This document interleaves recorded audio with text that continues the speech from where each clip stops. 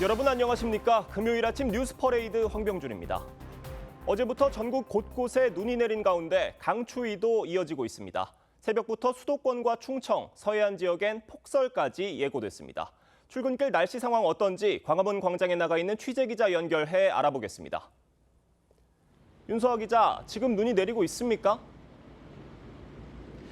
네, 서울은 밤새 눈이 내리다 그치다를 반복했는데요. 이 출근 시간대를 앞두고 또다시 많은 양의 눈이 내리고 있습니다. 특히 서울 등 수도권에선 어제부터 많은 눈에 쌓인 데다 이 한파의 도로 곳곳이 얼어붙으면서 빙판길 사고까지 우려됩니다. 한반도 주변 눈구름이 동쪽으로 이동하면서 현재 서쪽 지역을 중심으로 대설특보가 내려졌습니다. 출근길 전국 곳곳에 시간당 3cm에서 최고 5cm의 눈이 쏟아지겠습니다. 충청은 최대 20cm, 경기 남부와 강원은 10cm, 서울엔 최대 8cm의 눈이 내리겠고 주말까지 눈이 계속되는 호남은 최대 25cm의 눈이 예상됩니다. 전국적으로 강추위도 이어지겠습니다. 현재 중부 내륙을 중심으로 한파 경보가 내려졌는데요. 서울 아침 최저 기온은 영하 5.5도로 체감 온도는 영하 13도까지 떨어졌습니다. 한낮에도 서울 영하 7도, 체감 온도는 영하 14도를 밑돌아 강추위가 기승을 부릴 것으로 보입니다. 서쪽에서 찬 공기가 내려오면서 주말까지도 동장군의 기세가 이어질 전망입니다. 오늘 전국 곳곳에서 내리는 눈이 강추위에 얼어붙을 가능성이 있어 빙판길 운전 등의 각별한 주의가 필요합니다. 서울 광화문 광장에서 TV조선 윤서아입니다. 오늘 새벽 충북 충주에서 규모 3.1의 지진이 발생했습니다. 정부는 중대본 비상 1단계를 가동하고 피해 상황을 확인 중입니다. 보도국 취재기자 연결해 자세한 소식 알아보겠습니다. 송민선 기자, 흔들림 신고가 몇 건 접수됐습니까? 네, 지진이 발생한 충주 인근에선 밤새 지진 진동을 느낀 주민들로부터 20여 건 이상의 흔들림 신고가 접수됐습니다. 지진은 새벽 2시 35분쯤 충북 충주 북서쪽 22km 지점에서 발생을 했고 규모는 3.1로 측정됐습니다. 진앙은 북위 37.14도에 동경 127.76도, 진원의 깊이는 9km로 추정됩니다. 기상청은 당초 지진파 중 이동 속도가 빠른 P8을 자동 분석해 지진 규모를 4.2로 추정을 했다가 6분 뒤 추가 분석을 거쳐 최종 3.1로 하향 조정했습니다. 이번 지진은 올해 한반도에서 발생한 규모 2.0 이상 지진 7건 가운데 가장 큰 규모입니다. 기상청은 충북에선 거의 모든 사람이 진동을 느끼는 진도 5등급 정도의 흔들림이 발생을 했고 강원과 경기에서도 각각 진도 4등급과 3등급의 진동이 느껴졌을 것으로 추정을 했습니다. 행안부는 중앙재난안전대책본부 비상 1단계를 가동하고 경계 단계의 지진 위기 경보를 발령을 했습니다. 첫 지진이 발생한 이후에도 규모 2.0 미만의 여진이 2차례 이어졌습니다. 현재까지 피해 신고는 없는 것으로 전해지고 있습니다. 기상청은 지진 발생지를 중심으로 주변 지역에 일부 피해가 있을 수 있다며 주의를 당부했습니다. 보도국에서 TV조선 송민선입니다.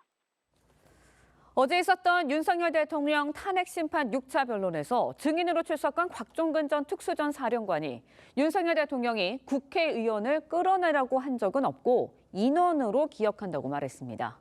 앞서 국회 청문회 등에서 밝힌 것과는 다른 설명인데 계엄 선포 직후 국회에 출동한 김현태 707 특수임무단장도 끌어내라는 지시는 없었다고 말을 바꿨습니다. 김자민 기자의 보도입니다. 윤석열 대통령 탄핵 심판 6차 변론에 증인으로 출석한 곽종근 전 특수전 사령관. 계엄 당일 윤 대통령과 김용현 전 국방장관으로부터 국회의원을 끌어내라는 지시를 받았다고 기존 입장을 되풀이했습니다. 하지만 그 말을 들은 건 아니고 그렇게 이해했다고 했고 대통령님이 정인에게 의원이라고 분명히 이야기를 합니까? 의원과 인원이 이게 지금 용어가 제가 지금 인원 썼다, 의원 썼다 이렇게 해서 지금 그 부분이 혼선을 맺는 것 같은데 정형식 재판관이 사실관계를 따져 묻자 국회의원이란 말은 듣지 않았다고 답했습니다. 인원이라 그랬어요? 인원, 의원이 아니고 인원. 인원들을 밖으로 끄집어내라. 그제 국회 청문회 증언과 달라진 겁니다. 비상계엄 직후 기자회견에서 국회의원을 끌어내란 지시를 받았다고 말한 김현태 특임단장도 당시 곽 전 사령관으로부터 국회의원을 끌어내라는 명확한 지시는 없었다고 증언했습니다. 150명이 넘으면 안 된다고 하는데 들어갈 수 없겠냐. 거기에는 끌어내라와 국회의원 단어는 없었습니다. 김 단장은 기자회견 당시 안 맞는 답변이 많았다며 군 검찰에서 한 진술도 정정할 게 있다고 설명했습니다. TV조선 김자민입니다. 나흘 전 국민의힘 지도부가 서울 구치소를 찾은 데 이어 윤상현 의원 등 소속 의원이 오늘 윤석열 대통령 접견을 이어갑니다. 민주당은 당 최고위원회를 열고 김경수 전 지사의 복당 여부를 결정할 예정입니다. 차정승 기자의 보도입니다. 국민의힘 권영세 비대위원장과 권성동 원내대표, 나경원 의원은 3일 서울구치소에 있는 윤석열 대통령을 접견했습니다. 희망을 만들어 줄 수 있는 그런 당의 역할을 좀 부탁을 하셨고, 오늘은 윤상현 의원과 김민전 의원이 서울구치소를 방문할 예정입니다. 윤 의원은 앞서 대통령으로 모시며 한솥밥을 먹었는데 찾아가지 않는 게 이상하다고 말했습니다. 왜 떳떳하게 얘기를 못하는지 모르겠어요. 저는 더욱더 저 찾아뵈야 된다. 국민의힘은 의원 개인 자격의 접견이란 입장인데 민주당은 줄 서서 번호표를 뽑으며 충성 경쟁을 한다고 비판했습니다. 대통령실 출신인 강명구, 조지현 의원은 어제 헌법재판소를 찾아 윤 대통령 재판을 지켜봤습니다. 민주당은 최근 복당을 신청한 김경수 전 경남지사에 대해 심의 절차를 진행 중입니다. 김 전 지사는 2019년 드루킹 사건으로 피선거권이 상실되며 자동 탈당됐는데 절차에 따라 당 최고위원회 의결을 거치면 복당이 결정됩니다.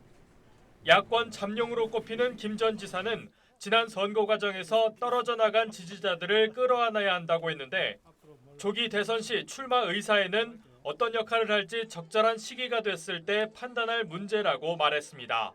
TV조선 차정승입니다.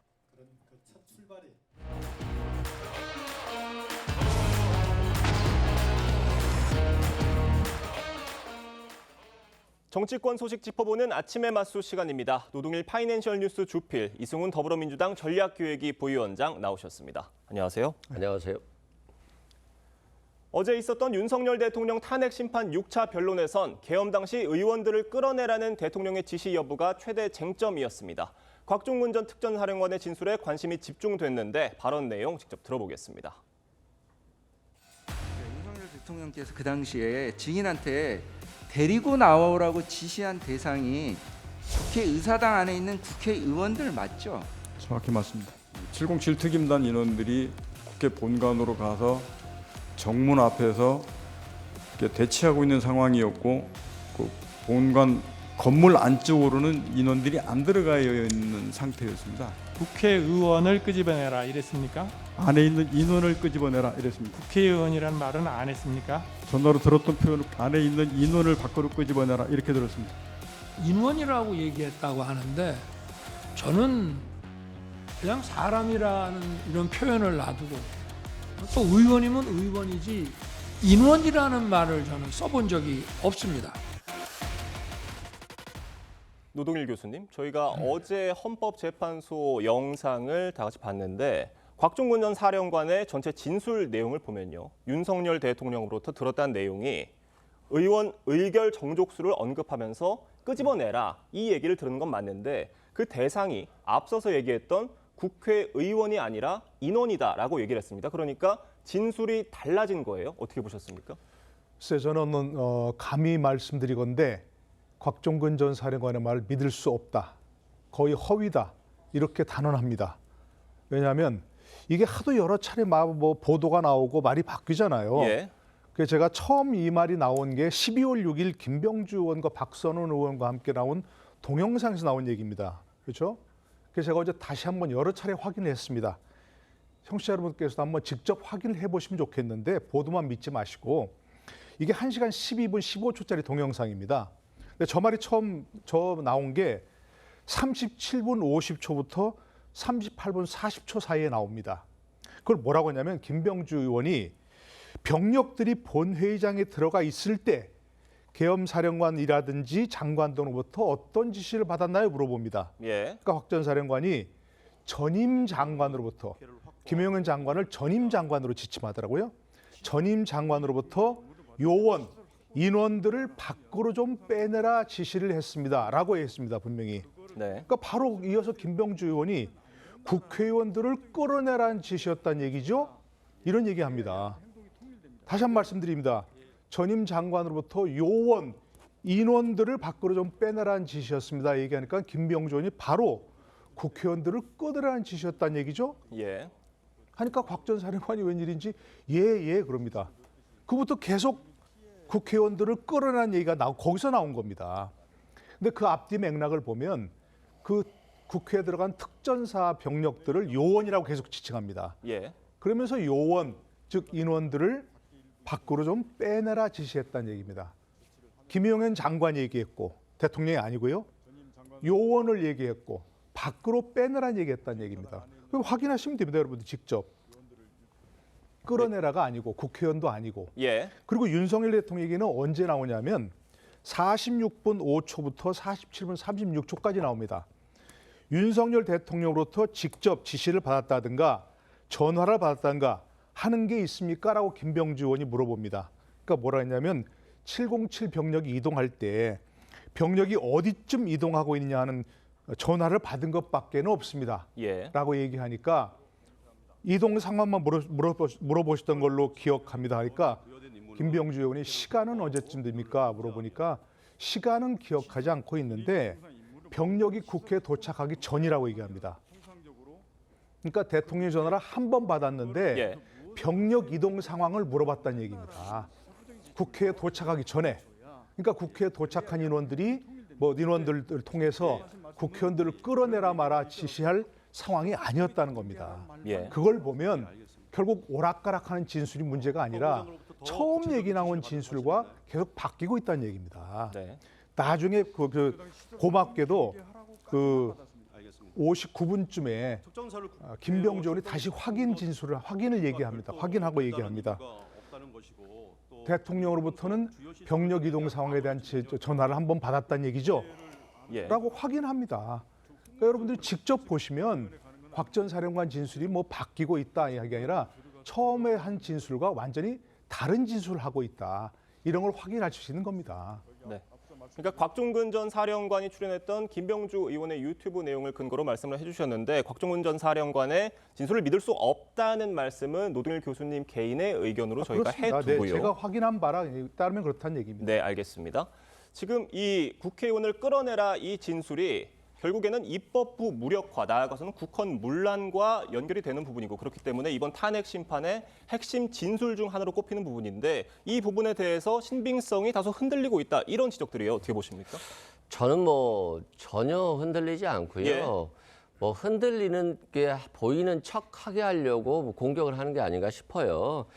곽종근 전 특수전 사령관도 본인이 형사 피의자고 내란죄의 중요 임무 종사자였기 때문에 초기에 굉장히 불편했을 거예요. 어떻게 진술하는 것이 본인에게 유리할지 또는 윤석열 대통령에게 유리할지 어떻게 될지를 모르기 때문이죠. 예. 그리고 그 부하 직원들도 많이 있었기 때문에 누가 어떤 진술을 할지 모르는 상태에서 애매모호한 얘기들을 한 거죠. 근데 그 상황을 고려치 않은 채 국회의원이란 말이 있었냐, 인원이라고 했냐라고 하는 그런 단순한 어떤 글자 차이로 사실관계를 보면 안 되고요. 전체적인 맥락을 보면 될 것 같습니다. 곽종근 전 특수사령관이 김현태 특임단장에게 150명 넘으면 안 된다는데 너 어떻게 되냐, 데리고 나올 수 있겠어? 이런 표현을 했다는 거잖아요. 150명이 국회의원이지 만약에 보좌관이라고 하면 150명이 무슨 의미가 있겠어요. 150명이라고 하는 것은 국회 계엄 해제 요구를 못하게 할 수 있는 숫자가 150명이기 때문에 그런 것이고 김현태 특임단장도 지금 데리고 나올 수가 없다. 상황이 그럴 상황이 아니다. 사람들이 너무 많다라고 했고 그러면 테이저건을 쏜다던가 공포탄을 쏜다던가 이렇게 할 수 있겠어? 라고 하는 고민을 김현태 특임단장과 했다는 거잖아요. 갑자기 질서 유지를 위해서 나갔다고 하는 사람들이 국회의원을 끌어낼 생각이 아니라고 한다면 테이저건을 왜 쏘죠? 그냥 가만히 있으면 되는 것이지. 그리고 김현태 특임단장이 그런 말을 했잖아요. 처음에 헬기에서 내려서 국회로 갔을 때는 사람이 국회 내에 없는 줄 알았다. 그래서 정문만 봉쇄하면 될 줄 알았다. 그러면 국회의원들이 사람 없는 줄 알았기 때문에 국회의원들이 국회 내부로 들어갈 수 없도록 문만 막으면 된다라고 생각했다는 거잖아요. 그런데 국회의원들이 먼저 들어가 있었기 때문에 자신들이 유리창을 깨고 침투를 한 거죠. 그래서 국회의원들을 끌어내서 나왔어야 되는데 나오지 못한 것이죠. 그렇기 때문에 전체적인 맥락을 보면 맞다는 것을 충분히 확인할 수 있을 것 같습니다. 네, 알겠습니다. 윤석열 대통령은요, 곽종근 전 사령관과 홍장원 전 국정원 차장이 탄핵 공작을 하고 있다는 주장도 했습니다. 들어보겠습니다. 12월 6일 바로 이 홍장원의 공작과 12월 6일 우리 특전사령관의 김병주 TV 출연부터 바로 이 내란 프레임과 이 탄핵 공작이 저는 시작된 거로 보여지고요. 그 두 사람이 민주당 김병주 의원의 유튜브에 출연한 이후부터 탄핵 공작이 시작됐다 이 얘기인데 여당에서도 같은 의혹을 계속 제기하고 있습니다. 어떻게 보십니까? 글쎄요, 뭐 공작이 있었는 차원은 뭐 단언할 수 없지만 아까 말씀드린 대로 국회의원을 끌어내라는 지시였단 말이죠 하는 것은 곽 전 사령관이 아니라 김병주 의원이 분명히 입으로 얘기했다. 그때부터 곽 전 사령관이 갑자기 앞에서는 분명히 요원, 인원을 밖으로 빼내라 이런 지시를 받았다고 해놓고서 나중에 대통령으로부터 국회의원을 끌어내라는 지시를 받았다 이렇게 말을 바꿉니다. 그게 언제냐부터 김병주 의원 TV 출연화부터 하고요. 그다음에 12월 10일 날 박범계 의원을 만나서 나중에 알려진 바로는 거기서 뭐 공익신고자로 해주겠다. 이런 말을 한 다음부터 계속 아까 얘기한 대로 말이 오락가락하고 있습니다. 전체적 맥락 다시 말씀드리지만 그때 김병주 의원과 곽 전 사령관의 그 대화는 본회의장에 들어가 있는 병력들 얘기를 하고 있었습니다. 그러니까 요원들이라는 게 병력을 지시한 지침을 말 수 있는 것이고 또 홍장원 그 국정원 전 1차장 같은 경우도 그 증언이 다 나왔지 않습니까? 싹 다 잡아들이라고 말을 들었지만 그것은 국회의원이라고 자신들이 이해했다는 얘기지 정치인이라고 자기가 그렇게 이해했다는 얘기지 대통령이 이렇게 얘기한 바는 없다라는 얘기를 하고 자신이 이렇게 해석했다는 얘기 아니겠습니까? 그것도 민주당 박선원 의원을 만난 다음부터 그와 같은 얘기가 나오고 있습니다. 그러니까 뭔가 뭐 이상하다 하는 분명히 할 수 있는 거죠. 그걸 뭐 공작 차원의 일이다. 이렇게 단언할 수 있는 거는 아직 잘 모르겠습니다. 네, 지금 민주당 김병주 의원의 유튜브 출연을 계기로 탄핵 공작이 시작됐다 이 주장 어떻게 보십니까? 저는 개인적으로 이런 상황이 발생했을 때 유튜브에 데리고 와서 질문하고 하는 것 자체를 좀 그렇게 좋게 보진 않았어요. 왜냐하면 국가 중대사의 문제를 수사기관에서 먼저 수사해야 되는 것이지 유튜브 출연하는 것 자체는 너무 가볍게 보이는 측면이 있었다. 사안의 중대성에 비추어. 그리고 대통령이 정말 아무 일도 안 일어났다고 하는데 아무 일이 안 일어난 게 아니잖아요. 뭐 살인을 하려고 집에 들어갔더니 사람이 너무 많아서 저항에 밀려서 나왔어요. 그러면 살인 미수의 주거 침입죄잖아요. 그런데 아무 일도 일어나지 않았다? 미수죄 처벌 규정이 왜 필요한 겁니까? 말이 안 된다는 생각되고 대통령이 그렇게 아무 일도 일어나지 않았고 계엄이 아닌 계몽령이었다라고 한다면 본인이 왜 이 계엄 직후에 한덕수 총리하고 한동훈 대표에게 자신의 권한을 넘기고 자신이 하야하겠다고 했겠습니까? 그 자체가 자신이 한 행동을 정말 알았는데 이제는 시간이 흐르다 보니까 자신의 지지자들이 좀 결집하는 것 같고 자신들의 주장이 먹히니까 좀 혹세무민하려고 하는 것 같은데요. 전체적인 맥락은 헌법재판소에 드러나지 않은 진술 말고도 여러 수방사, 특전사, 방첩사, 부하 직원들의 진술이 엄청나게 많아요. 이것 자체는 어떻게 변경할 수 없을 것이다. 이런 말씀 드리고요. 조금 더 우리가 좀 냉정하게 사건을 정리하는 모습들을 좀 보였으면 좋겠습니다. 네, 또 다른 증인인 김현태 707 특임단장은요. 곽종근 전 사령관과는 엇갈린 진술을 했습니다. 지난해 12월 기자회견 당시 자신이 했던 발언과도 달랐는데 들어보겠습니다. 야, 국회의원들 끌어내는데 가능하겠냐? 이렇게 물어봤었습니다. 150 넘으면 안 되는데 들어갈 수 없겠냐? 거기에는 끌어내라와 국회의원 단어는 없었습니다. 끌어내는 지시가 없었고 제가 기억하기에는 뭐 있었다 한들 안 됐을 겁니다.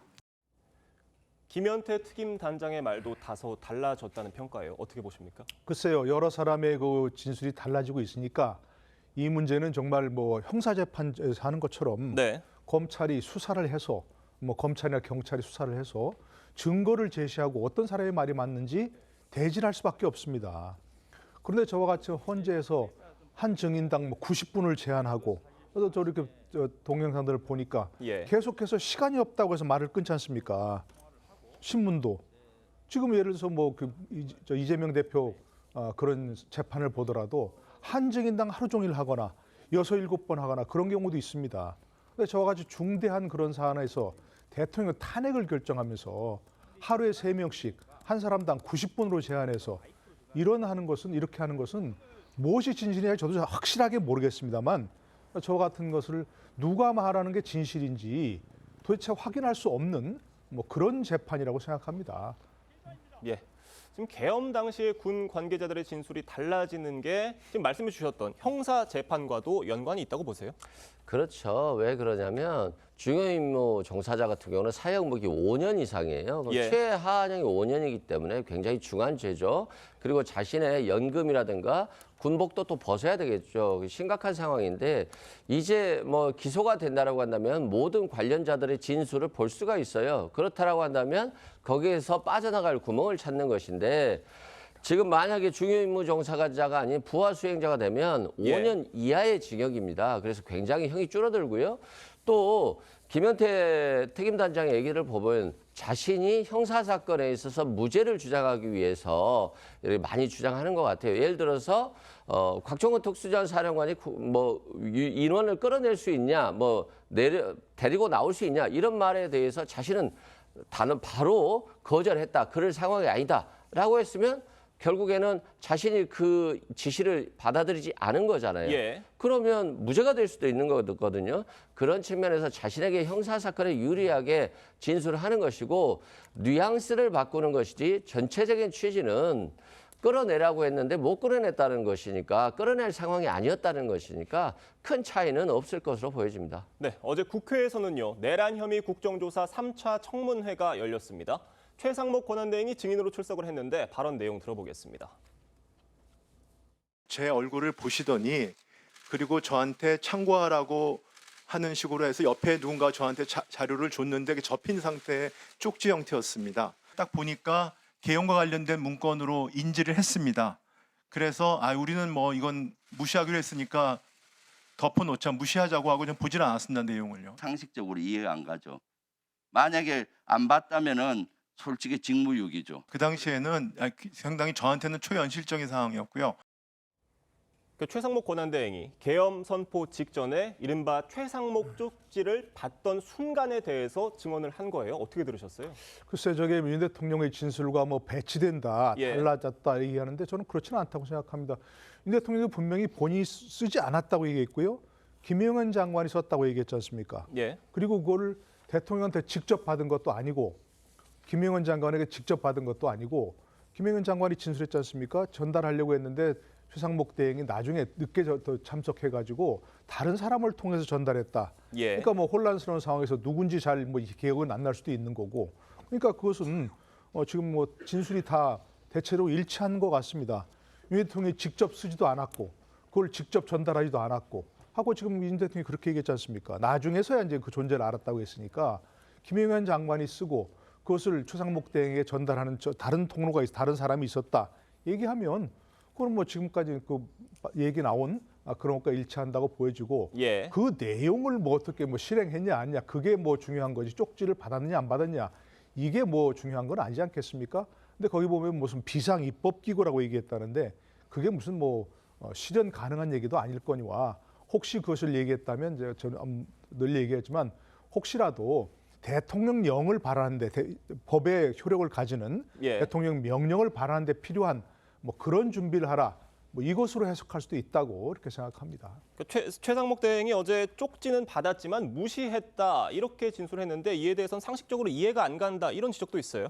일단 상식적으로 이해가 안 가죠. 그런데 이걸 뭐 밝힐 방법은 없잖아요. 최상목 권한대행이 받긴 받았는데 안 받다는데 이걸 확인할 수 있는 방법은 없고 결국에는 최상목 대행도 자신의 형사 사건에 있어서 문제될 경우를 대비하는 것이고 안 봤다라고 하면 편하거든요. 안 봤으니까 난 몰랐다라고 하는 게 가장 쉬운 답변이기 때문에 아마 그 선택을 한 것 같고요. 그 쪽지 내용은 국회에 대한 예산을 모두 다 없애버리고 그리고 입법기구 예산을 만들려고 하는 것이니까 결국 새로운 국회를 창설하려고 했다는 것이니까 결국 국한문란 목적이고 굉장히 위험한 생각을 대통령이 했다라고 봅니다. 네, 알겠습니다. 오늘 두 분 말씀 여기까지 듣도록 하겠습니다. 감사합니다.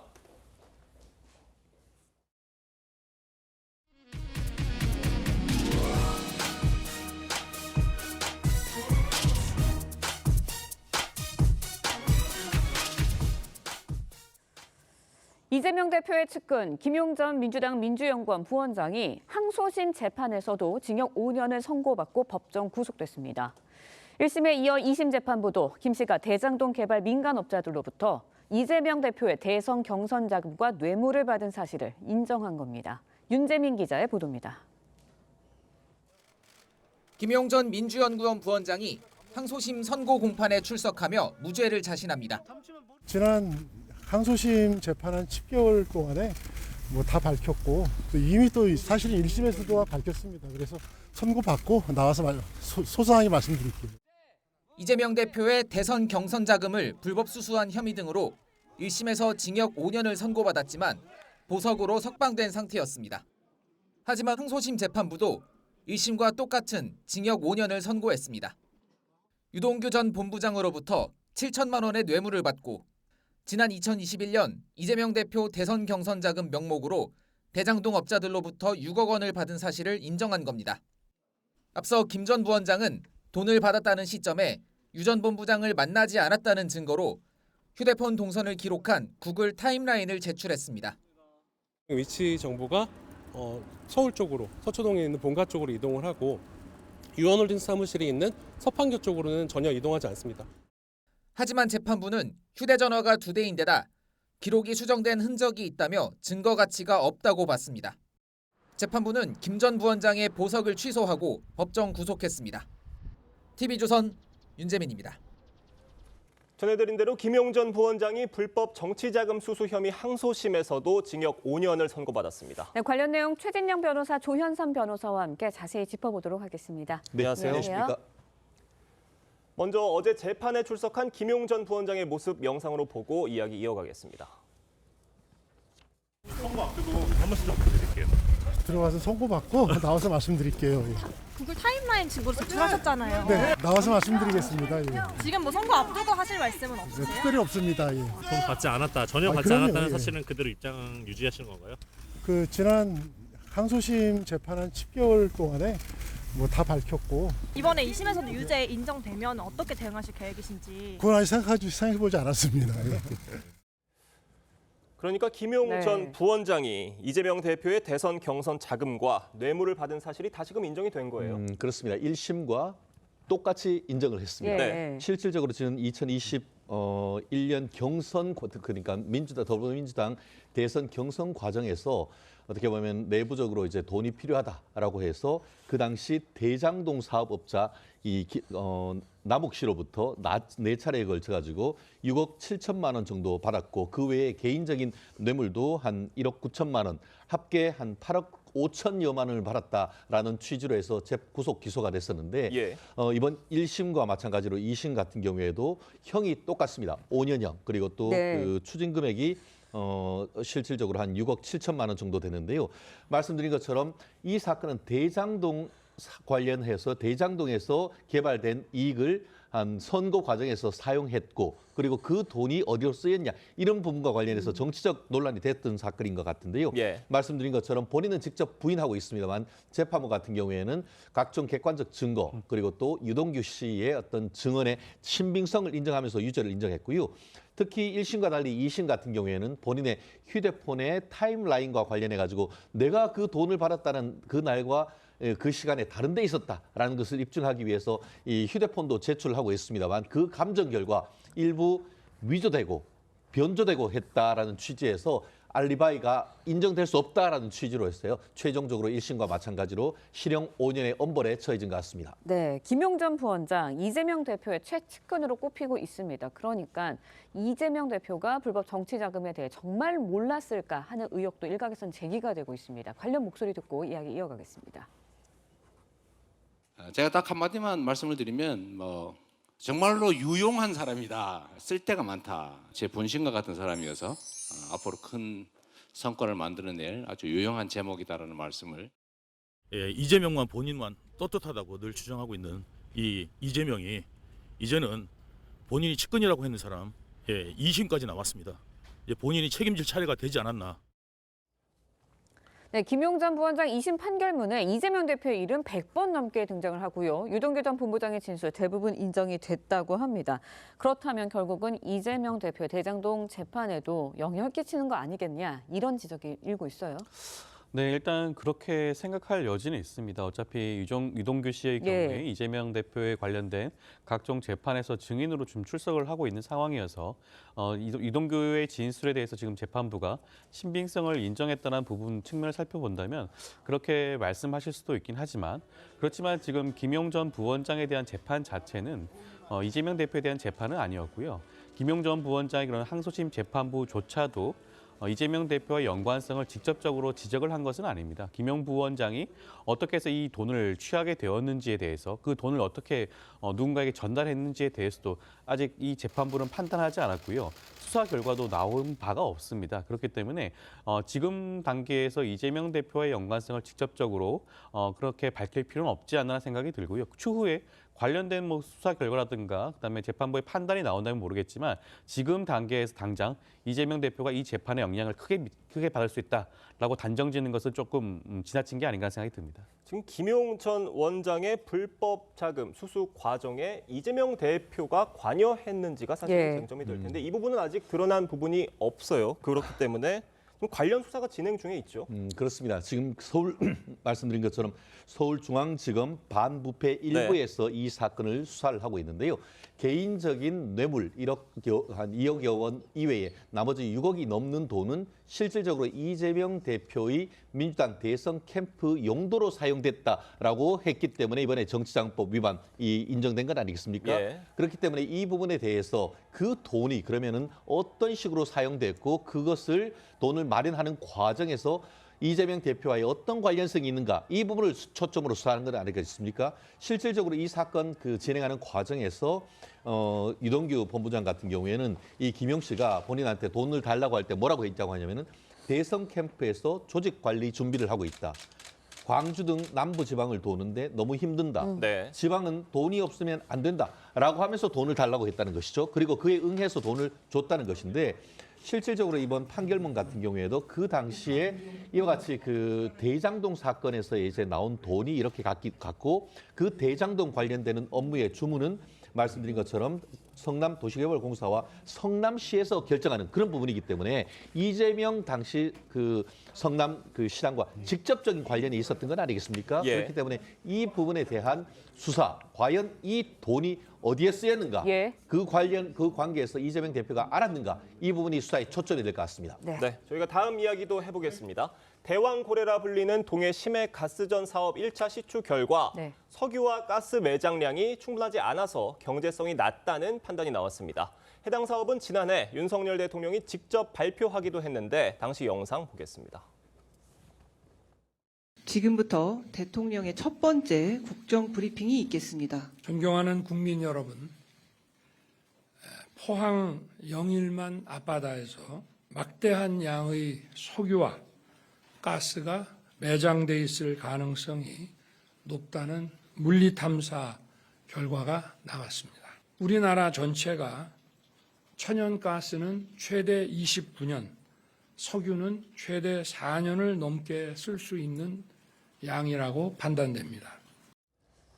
지금 저 발표 당시에 정말 우리나라가 산유국 되는 거 아니냐 이런 기대감들이 있었는데 사실상 해당 사업이 무산된 것으로 보여요. 어떻게 보십니까? 단정하긴 그런데요. 말씀드린 것처럼 5개 정도 중에 지금 가장 유망하다라고 생각했던 고래상어, 그 대왕상어 이 부분에 대해서는 말씀드린 것처럼 사업성이 낮다라고 하는 반면에 며칠 전 같은 경우에는 울릉도 쪽에 가까운 이른바 귀신상어 해당하는 부분 같은 경우에는 네. 여전히 그 가능성이 크고 매장량도 굉장히 크다라는 얘기가 있어서 네. 지금 이 사업이 좌초될지 여부는 단정하기 어렵다. 말씀드린 것처럼 이게 한 20%의 성공 가능성이 있는 상황 속에서 첫 번째이다 보니까 첫 번째인데 뭐 사실 약간 실망스럽긴 합니다. 예. 다만 지난 그 예산하는 과정에서 한 500억 되는 개발 예산을 완전히 삭감했던 그런 상황이기 때문에 추가적인 어떤 가능성이 높지 않다고 하면은 해외에서 자금을 조달해야 되는데 그런 부분과 관련해서 이 그 대왕거래 그 광구뿐만 아니고 다른 광구에서의 어떤 가능성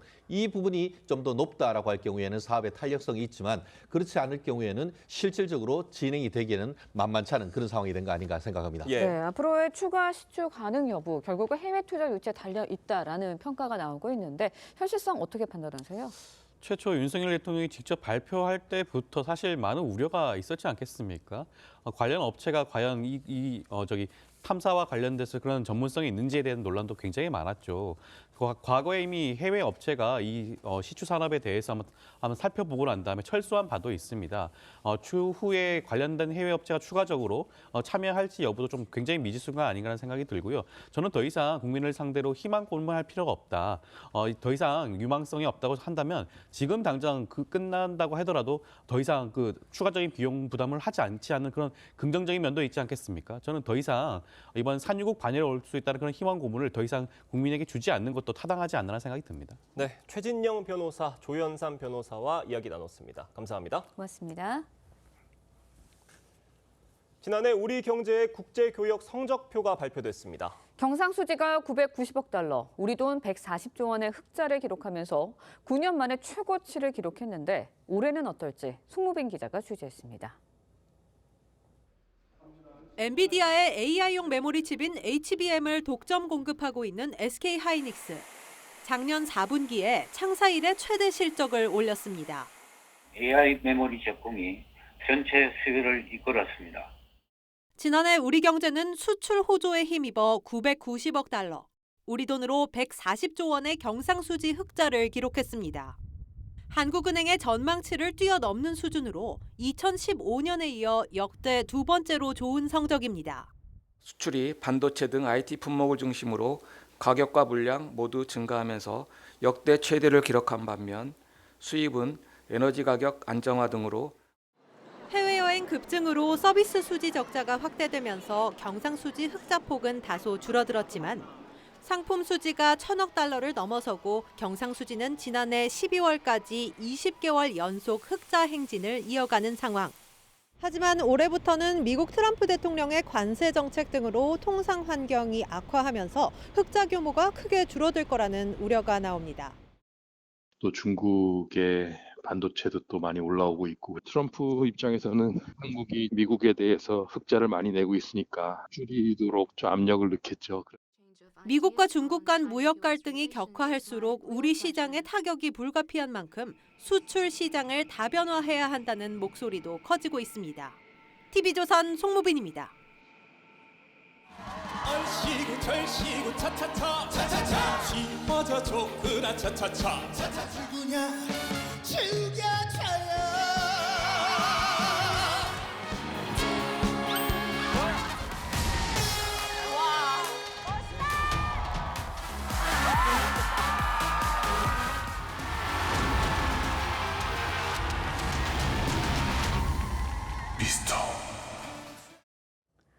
네, 미스터 트롯3 본선의 마지막 라운드죠. 메들리 팀 미션 시작됐습니다. 메들리 팀 미션에서는 주부 500명이 국민 대표단으로 참여를 했습니다. 어떤 무대가 주부들의 마음을 사로잡았을지 조선일보 최보영 기자와 함께 자세한 이야기 나눠보도록 하겠습니다.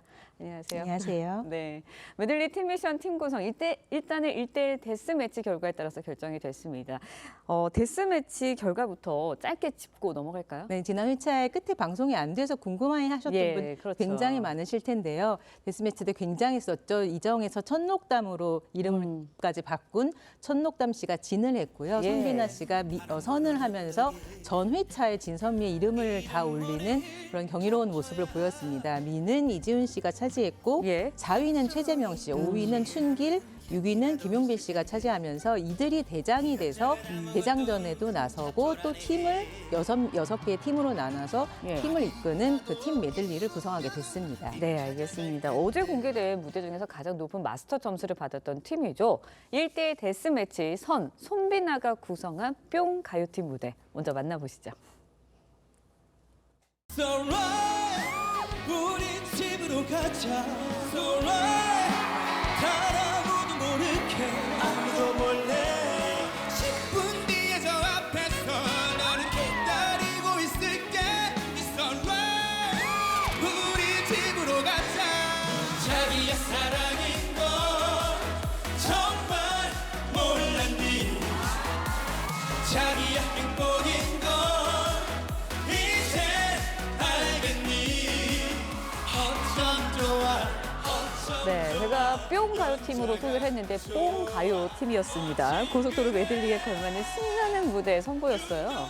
네, 그렇습니다. 정말 아마 어제 화면 방송을 네. 보신 분들은 앵커님 말씀대로 정말 뿅 갈 수밖에 없는 무대였습니다. 그 어제는 참 현장에서뿐만 아니라 방송에서도 어떻게 하면 잘 보일 수 있을지에 대해서 굉장히 많이 노력을 한 무대였다고 생각을 해요. 왜냐하면 무대 구성도 흥이 나고 재밌었을 뿐만 아니라 객석에서 내려와서 주부들과 함께 즐기는 모습, 그리고 또 야광봉을 이용하거나 소원 안무 같은 것에서 그렇게 되면 또 방송에서 굉장히 잘 비치잖아요. 그렇죠. 그래서 추혁진 씨나 또 이런 또 그 손비나 씨의 그런 특유의 보컬 같은 모습이 잘 드러나면서 또 박선주 마스터가 뭐 갑자기 이렇게 재밌고 이렇게 흥이 나는 무대가 없었다. K-트롯의 미래가 이랬으면 좋겠다라는 극찬을 하기도 했습니다. 네, 듣는 즐거움뿐만 아니라 보는 즐거움까지 준 것 같아서 정말 기분이 좋았는데 1,600점 만점인 마스터 점수에서 1,590점을 받았어요? 네, 그렇습니다. 거의 만점이나 뭐 다름없는 그렇죠. 무대였습니다. 그 장윤정 마스터가 이 무대를 이끌기 위해서 이 팀이 얼마나 많은 정말 고민과 얼마나 많은 연습을 했는지 그런 구성이 보였다는 것을 말을 했는데요. 메들리는 이렇게 해야 된다. 이런 것을 보여주는 정석 같은 무대였다고 볼 수 있습니다. 네, 1대1 데스매치진 청록담이 구성한 팀이죠. 주주핑, 최연소 막내 유지우 군의 활약 단연 돋보였습니다. 직접 감상해 보시죠. 가야 해, 가야 해, 나는 가야 해. 순이 찾아가야 해.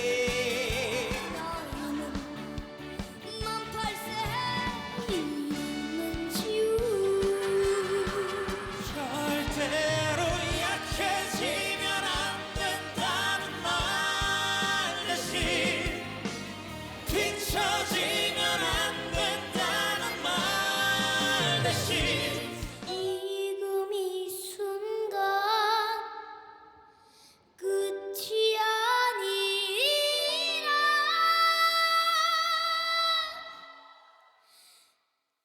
나의 길을 가고 있다고.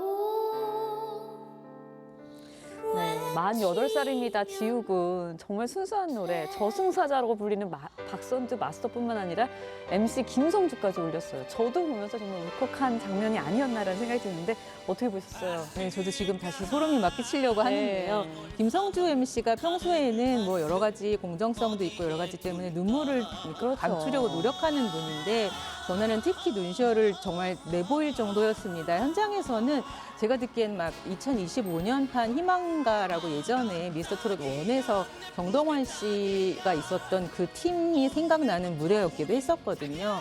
근데 어제는 조금 그거보다 좀 강하고 힘이 넘치는 무대이기도 했습니다. 그런데 그럼에도 불구하고 유지우 군이 전체를 이끌어가고 그러면서도 천록담 씨나 나머지 임찬 씨, 강훈 씨 이렇게 정통 트로트를 잘하는 현역 가수들이 함께 힘을 모아서 팀을 모아주는 것이 이 메들리에서 서로를 양보한다는 것이 얼마나 아름다운 무대 구성인지를 보여주는 그런 무대였다고 생각합니다. 네, 근데 주주핑뿐만이 아니라요. 장르별 팀 배틀 진이자 1대1 데스매치 4위를 기록한 최재명이 구성한 팀 트롯뻥즈가 선보인 사이다 메들리도 굉장히 환상적이었습니다. 그 무대도 만나보시죠.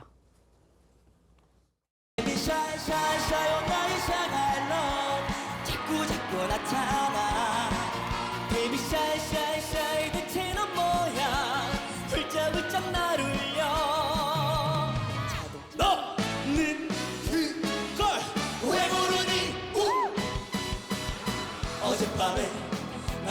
미워졌어 나 혼자 우울했었지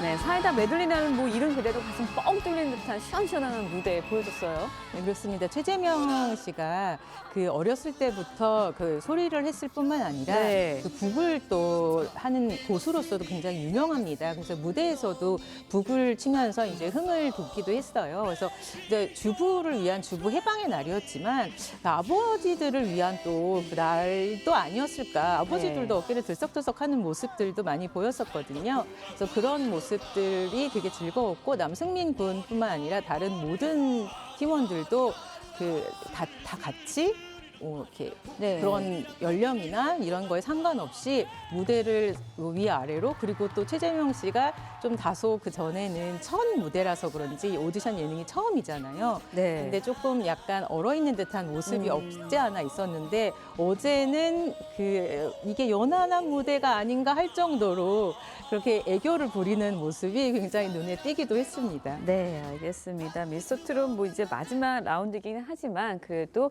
더 좋은 무대들이 많이 남아 있습니다. 끝까지 시청자 여러분 함께 해주시길 부탁드리도록 하겠습니다. 오늘 말씀 여기까지 듣겠습니다. 고맙습니다. 네, 세계적인 관광지 그리스 산토리니 섬에서 2주 동안 지진이 6천 건 넘게 이어지면서 정부가 비상사태를 선포했습니다. 지진 공포의 관광객은 물론이고 주민 3분의 2 이상이 섬을 떠났습니다. 김자민 기자의 보도입니다. 산등성이에 돌덩이가 굴러가는 소리가 들리고 뿌연 흙먼지가 피어오릅니다. 연일 이어진 지진에 산사태가 난 겁니다. 절벽 위에 지어진 하얀 벽과 파란 지붕의 집들로 세계적인 관광지가 된 그리스 산토리니 섬에 지진으로 인한 비상사태가 선포됐습니다. 2주 동안 지진이 6천 건 이상 발생했고 5일에는 이번 지진 활동 중 가장 강력한 규모인 5.2의 지진이 기록됐습니다. 3 μέρες τώρα κάνει σεισμούς όλη την ώρα κάθε 5 λεπτά. Συνέχεια δεν σταματάνε καθόλου. 주민 70%에 해당하는 11,000명 이상이 배와 비행기를 통해 섬을 떠났습니다. 매년 340만 명에 이르던 관광객 발길도 뚝 끊기고 상점이 문을 닫으면서 섬은 사실상 텅 비었습니다. 문제는 지진이 언제까지 이어질지 확실치 않다는 겁니다. Το δεύτερο σενάριο είναι να έχουμε κάποιο σεισμό μεγαλύτερο στο άμεσο μέλλον. 이번 비상사태는 다음 달 1일까지로 주민들은 지진이 언제쯤 멈춰 집으로 돌아갈 수 있을지 우려하고 있습니다. TV조선 김자민입니다. 네, 렌즈에 담긴 그 순간 그 의미를 짚어보는 시간이죠. 사진 기자가 선택한 아침의 한 장입니다. 오늘은 조선일보 사진부 오종찬 기자와 함께합니다. 안녕하세요. 오늘 아침에 본 사진 어떤 건가요? 네, 경기도 양평의 남한강이 강추위에 꽁꽁 얼어버린 모습입니다. 이번 한 주 추위와 싸우느라 힘드셨을 텐데요. 한파가 이색적인 풍경들을 만들었습니다. 사진 기자들이 그 장면을 담았습니다. 드론을 띄워 하늘에서 내려다보니 남한강이 거대한 빙판이 됐습니다. 한파 경보가 내려진 경기도 연천군의 한 터널에 역고드름이 만들어졌는데요. 역고드름은 천장에서 떨어진 물이 추위에 얼어붙어서 바닥에서부터 고드름이 생기는 현상입니다. 경기도 파주 임진강에는 한파에 얼어붙은 유빙이 둥둥 떠다니고 있었습니다. 네, 사진 속에서도 추위가 고스란히 느껴지는 것 같은데요. 일주일째 계속되고 있는 한파로 피해보는 분들도 많다고요. 네, 어제는 많은 지역에 눈까지 내렸는데요. 연이은 한파와 대설로 특히 농축산 농가들은 비상이 걸렸습니다. 대전의 한 축사에서 송아지가 방한복을 입고 어미소 옆에 붙어있는 모습인데요. 농장주는 온열기구를 사용해서 가축들의 몸을 녹여주고 있었습니다. 기상청은 강한 바람까지 불며 이번 한파가 주말에도 이어질 것으로 예보했습니다. 막바지 겨울 한파가 매섭습니다. 건강 잘 챙기셔야 할 것 같네요. 지금까지 아침의 한 장이었습니다. 오늘도 강추위 속에 눈이 내리겠습니다. 현재 서쪽을 중심으로 대설주의보가 발효 중인데요. 수도권은 아침까지 시간당 3에서 5cm의 강한 눈이 집중될 수 있겠습니다. 내일까지 예상되는 적설량은 호남에 최대 25cm 이상, 충청에 최대 15cm 이상, 서울 등 수도권은 3에서 8, 많게는 10cm가 넘는 눈이 내리겠습니다. 한파도 이어지고 있습니다.